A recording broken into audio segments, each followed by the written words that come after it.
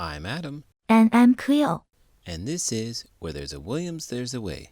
Hey Adam, I keep hearing people say they want world peace. What's so great about peace? Oh, Cleo, that's not what they mean. When people talk about world peace, they're not talking about the vegetable peas. They mean they want the whole world to be peaceful, with no wars or conflicts. Oh, I get it now. World peace sounds much better than world peace. But do you think world peace would taste good with bamboo shoots? I think most people would prefer the idea of world peace over eating a global dish of peas and bamboo. But hey, you can try it out and let us know how it tastes. I'll keep that in mind, Adam. Thanks for clearing that up. Let's work towards both world peace and world peace. In today's book, Hiawatha was a strong and articulate Mohawk who was chosen to translate the Peacemaker's message of unity for the 5 warring Iroquois nations during the 14th century. This message not only succeeded in uniting the tribes, but also forever changed how the Iroquois governed themselves, a blueprint for democracy that would later inspire the authors of the U.S. Constitution. Let's get started.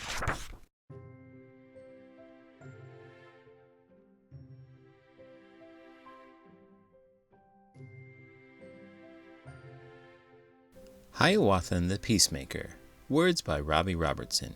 Pictures by David Shannon. A fierce scream echoed through the woodlands. Was it a dream?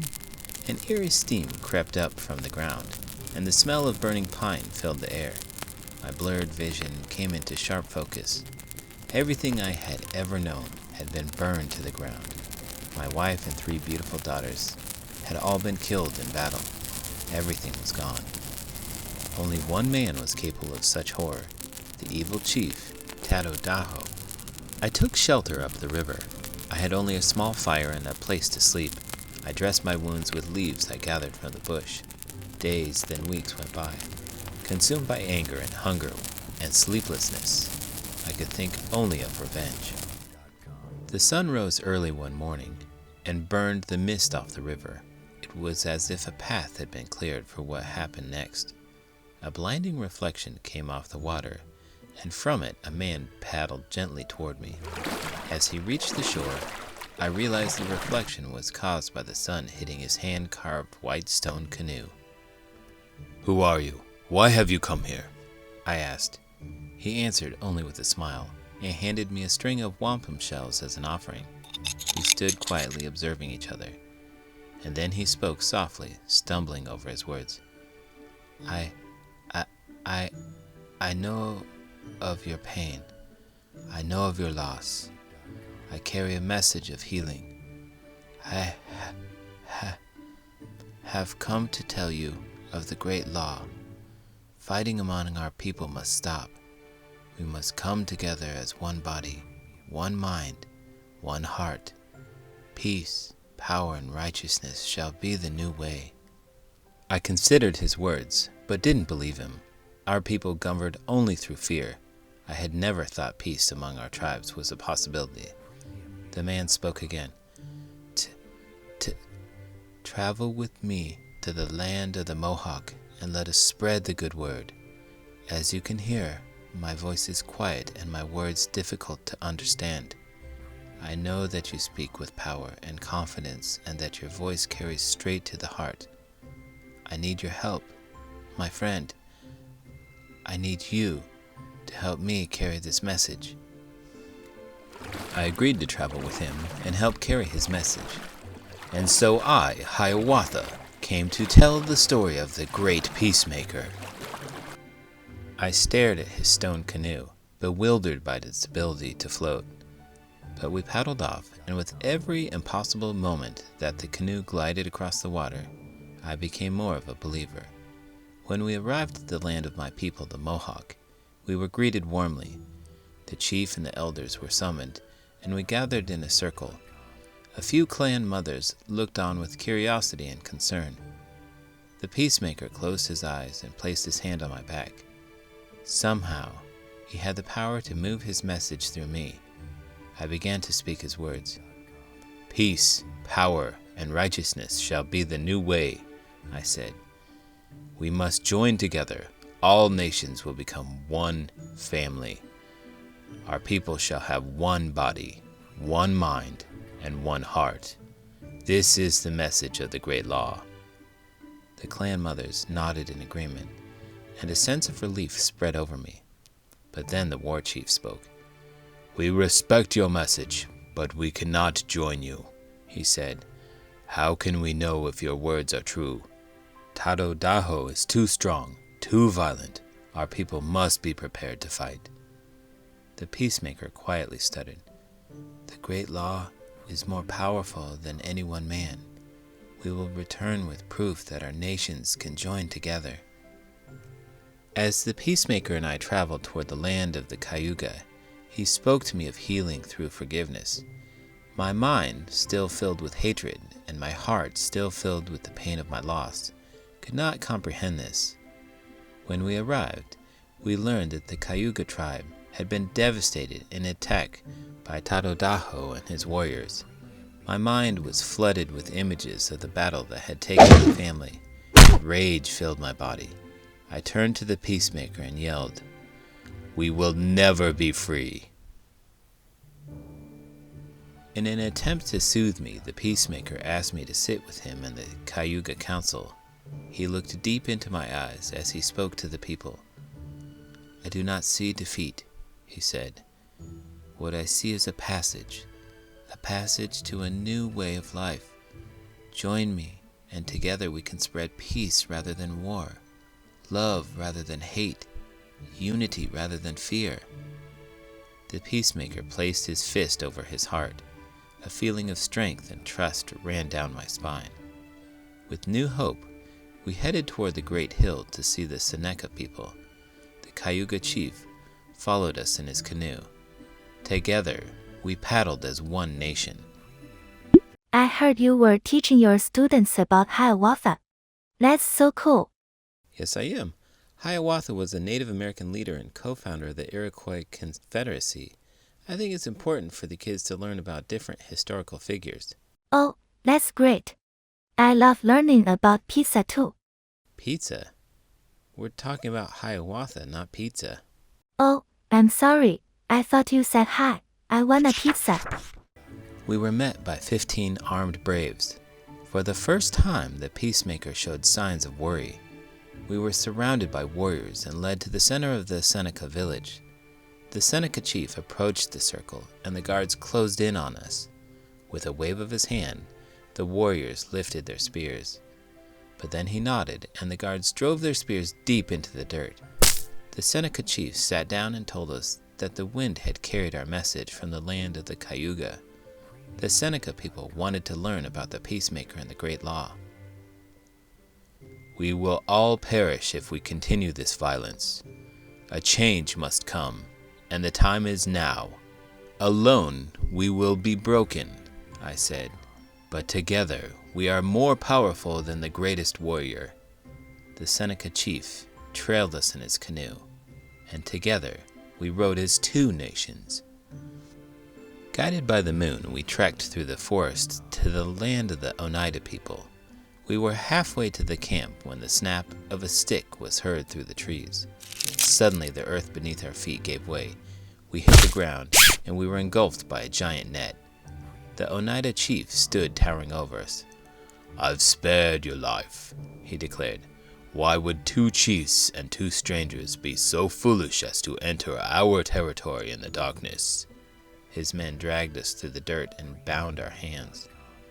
The peacemaker explained that we had joined the Cayuga and Seneca nations in the name of peace, but his words had no power with the Oneida. Then the peacemaker turned to me and said, "Tell your story, Hiawatha. Tell us of your great loss."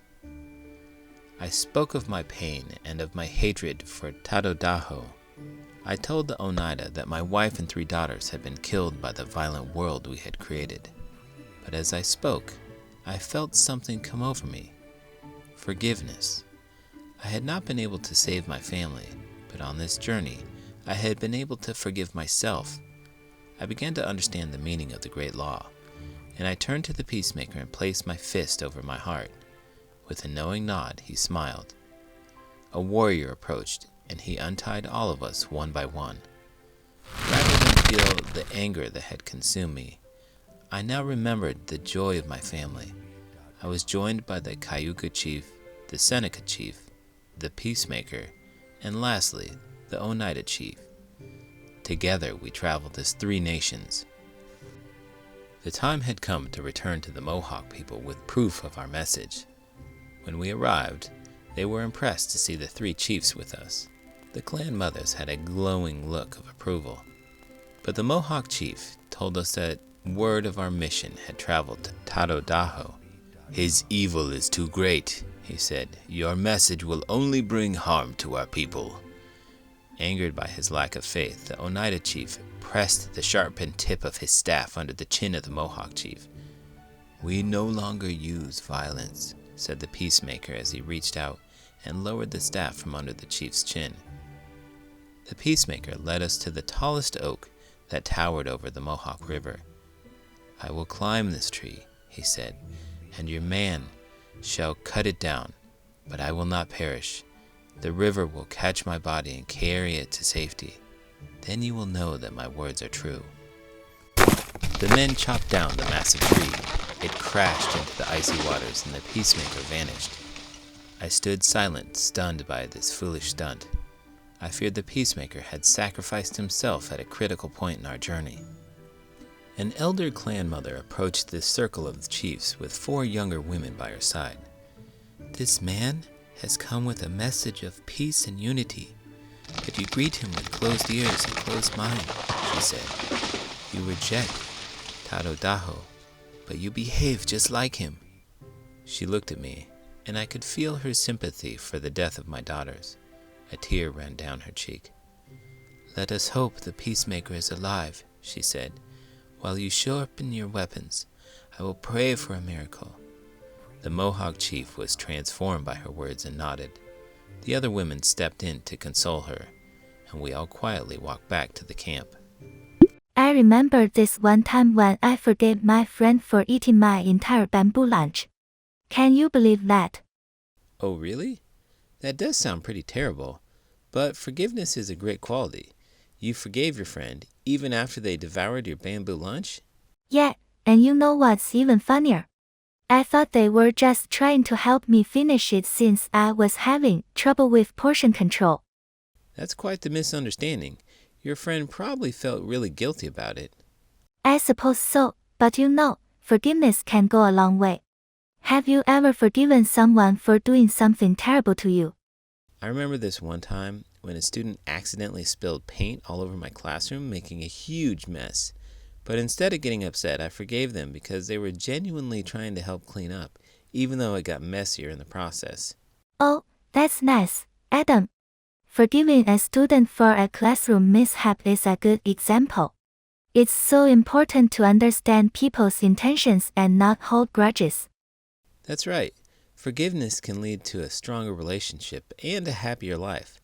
It's not always easy, but it's worth it in the end.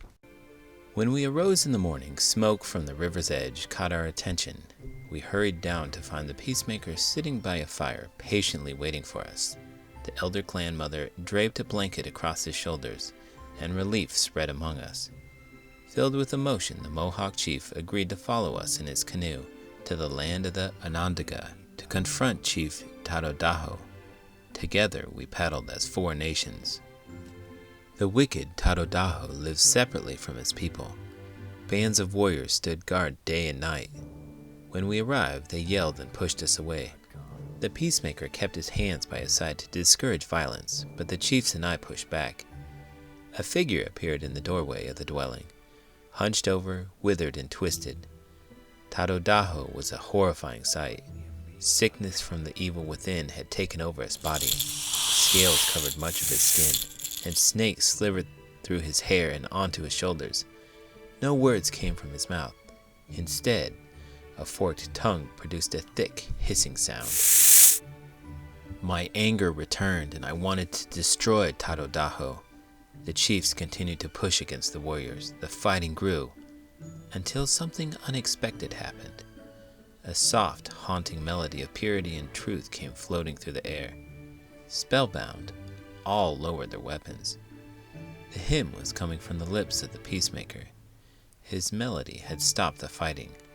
As the song drifted through the air, the moon crossed in front of the sun, darkened the blue sky. This miracle stunned the warriors, and they pulled back in fear. But the rest of us were enchanted by the glory of the hymn, and we joined in singing. Tadodaho cursed the sky, waving his scepter and showing no signs of fear. As the Peacemaker finished his singing, the moon passed, revealing the sun again, more beautiful than before. The Peacemaker asked me to make medicine for Tadodaho's sickness. He said that where there's darkness, we must bring light, and that it is by forgiving that we are set free. I gathered roots and herbs for the medicine, but how could I help heal a man who had brought me such misery? How could I forgive him? Yet I put my heart and soul into the potion, and with this action my anger disappeared. I entered the hut with the medicine paste and fresh water. I explained that every day some of the paste must be mixed with the water and drunk. Tadodaho grabbed the medicine from my hands and drank. His strained breathing eased. The evil look in his eyes softened. He appeared to wonder why a man to whom he'd brought so much pain would help to heal him. The Peacemaker told Tadodaho that we would return in 3 days and to continue taking the medicine. We traveled back to the people of the Cayuga, Mohawk, Seneca, and Oneida and told them of our encounter. On the 3rd day, a mass of people followed us to the land of the Onondaga to see Chief Tadodaho once again. Tadodaho's voice had returned, but he was still hunched over and sickly. The Peacemaker approached him, and with all the tribes watching, placed his hands above his head and chanted. Tadodaho let out a scream, and the snakes slithered from his hair into the grass, where they belonged. Everyone followed the Peacemaker to a tall white pine. He placed his hand on my back, and once again I spoke for him. People of all nations must now come together as one. Beneath this tree we shall bury all of our weapons of war. This will symbolize the end of our fighting. The men uprooted the white pine and threw their weapons into the hole. Now we plant this tree, and it shall be called the Tree of Peace. As I looked at Tadodaho, the scales on his skin began to disappear. The Peacemaker placed his fist over his heart, and again I spoke. As 5 nations we will bring forth peace, power, and righteousness. The women of our tribe shall appoint the chiefs, and as one people we shall live under the protection of the great law. All voices will be heard as we now vote before action is taken. I looked at Tadodaho, and the once crooked man now stood upright.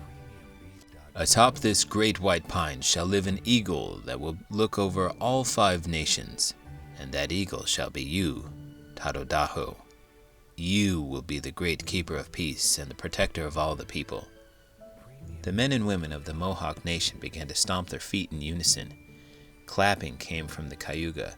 A chant formed between the Onondaga and the Oneida, and the Seneca pounded drums. The rhythm grew louder, in perfect time, and the melody soared through the pines. I looked over to Tadodaho, but he was gone. A beautiful scream echoed through the woodlands, and as 5 nations we looked up to see an eagle perched atop the Tree of Peace. You won't believe what happened to me the other day. I was at the bamboo forest, and I saw this squirrel stuck in a tree. So, I thought it was crying for help. I tried to rescue it. That's very kind of you. What happened next? Well, I climbed up the tree, but it turned out the squirrel was just gathering acorns and had no problem at all. It was just hanging out, minding its own business. That's quite the misinterpretation. It's the thought that counts, though. At least you were trying to help. Yeah, but I was expecting some gratitude, you know. Instead, I just startled the squirrel, and it chattered angrily at me. Well, speaking of helping out, it'd really help out if you gave this video a thumbs up and subscribe to the channel. I'm Adam. And I'm Cleo. And this is Where There's a Williams, There's a Way. Historical note. Hiawatha and the Peacemaker are thought to have lived in the 14th century before Europeans traveled to North America. The Peacemaker, whose birth name was Diganwida, was a spiritual leader who was known for his sacred powers. Historians believe he had a speech impediment and that he chose Hiawatha to accompany him because Hiawatha was a gifted speaker. The two men journeyed across what is now Upper New York State and Ontario and Quebec, Canada, to unite the 5 nations of the Iroquois people who had been at war: the Cayugas, the Senecas, the Oneidas, the Mohawks, and the Onondagas. Much later, in 1722, the Tuscarora Nation joined this united league, and it became the Six-Nation Iroquois Confederacy. Officially, it was known as the Haudenosaunee, or a people of the Longhouse. This meant that all Iroquois were one family and could live in peace under one roof. The Peacemaker's message of the Great Law of Peace pledged peace among the nations by giving each tribe a special role in how the Iroquois governed themselves. Each village and clan would choose a chief to represent it and the Council of Tribes. All decisions were made by consensus at the council, meaning that all voices had equal importance. Men and women shared power. It is said that the Great Law of Peace is the oldest participatory democracy on earth, and it had much influence on Benjamin Franklin, John Hancock, Thomas Jefferson, and the authors of the Constitution of the United States, who also supported self-government and a peaceful union. To this day, the 6 nations live in unity, harmony, and peace based on the teachings of the Great Law from the Peacemaker and his disciple, Hiawatha. Acknowledgments. I would like to thank my son, Sebastian Robertson, who inspired me to share this story from my childhood. He connected with this part of our heritage, did all the research, and helped me find the words to make the story come to life for young readers. I'm so deeply grateful to and proud of Sebastian for his invaluable contribution to this book. In honor of the memory and teachings of Chief Jake Thomas Cayuga of 6 Nations. Thanks to Yvonne Thomas, Seneca, Chief Roberta Jameson, Mohawk, and Tom Hill, Seneca, for their knowledge and insight on this project. With respect and appreciation to Jake Swamp, Mohawk, and Tom Porter, Mohawk. With acknowledgments to the books of The Legend of the Peacemaker Part 1 and The Great Laws of Peace Part 2 by Jake Thomas, and White Roots of Peace, Iroquois Book of Life by Paul Wallace. Special thanks to Jared Levine, Ryan Harbage, Jim Giernot, and of course Michael Jacobs and the wonderful Tamar Brazis. When I asked my editor who might be the right illustrator for this book, her response came quickly. She sent me artwork by David Shannon, although she was concerned that he might be unavailable. When I saw Mr. Shannon's work, I found it tremendously impressive. I invited him to my studio so we could meet and at least talk about the project. He graciously obliged, and I told him the story of Hiawatha and the Peacemaker, and I played him a song I was recording based on the story. Afterward, he said, "I was coming here to tell you that I wouldn't be able to work on the book, but after hearing this story and this song, I have to do it." Needless to say, I was thrilled, and the results are beyond extraordinary. Thank you, David. Author's note. When I was around 9 years old, something happened that made a deep impression on my life. My mother and I, who are Mohawk and Cayuga heritage, were visiting our relatives at 6 Nations of the Grand River in southern Ontario, Canada. We would travel from Toronto to the reservation 3 or 4 times a year, and it never failed to thrill me. My cousins, uncles, and aunts were all very gifted. Some had a deep understanding of nature or unusual athletic ability. They didn't climb a tree, they ran up a tree. I broke my arm trying to keep up. But the highlight for me was the music. It seemed that everyone played an instrument, sang, or danced, and I just naturally wanted to be part of that club. I was immediately drawn to the guitar, and pretty soon my relatives started showing me my first chords. Not many things sent chills down my spine like the times we got together and had a down-home traditional 6 Nation jam session. One particular day, I experienced another ritual of the Haudenosaunee, Iroquois Nation, that sent chills right through me. After lunch, everybody set off on a walking somewhere. I had no idea where we were going. At that age, tagging along was a specialty of mine. We ventured about half a mile through the bush, a nickname for the reserve, and came upon an unusual-looking building. Some neighbors and more of our relatives were hanging around outside, like they were waiting for something special. Kids my age were running around playing tag and building little rock sculptures. The grown-ups greeted one another and shared tobacco from little pouches, not so much for smoking as for blessings. This was an extremely different scenario from anything I had experienced back in the city. I didn't understand why we were there, but I could sense a spiritual feeling to the gathering. A girl in her late teens came out of the building and said, "He'll be here shortly." "What is this place?" I asked my mother. My mother explained that it was a longhouse, a narrow one-room building that traditionally housed Iroquois families. Moments later, a striking-looking older man with a walking stick appeared out of the bush. He walked through the crowd without making eye contact with anybody and headed straight to the door of the longhouse. Everybody felt quiet as he passed by. I didn't know why everyone acted this way, but one thing was clear: he was certainly revered. One of my uncles announced, "Come on in, he's going to tell a story now." My mother took me by the arm and led me inside. "Who is that man? What's going to happen?" I asked. She whispered, "He's a very respected elder, a wisdom keeper who knows the stories of the old ways. Pay attention and be still." The kids all gathered close, sitting cross-legged near his feet. He faced the crowd and spoke in a native tongue. He said a prayer of gratitude, thanking us all for being together on this beautiful day. As his eyes wandered across the room, at the people in attendance, he looked at us kids, and for the first time a slight hint of a smile creased his mouth. He sat down in a large pine chair draped in skins, closed his eyes as if in a trance, and then tapped his walking stick a couple of times on the floor. The elder began to speak. "Many hundred years ago, in the North Country, an uneasy stillness filled the air. It was as if the wind was holding its breath, and no birds dared to sing. Between the pine forests and the Great Lakes, Mother Nature always made her voice heard. But today, it was quiet, too quiet."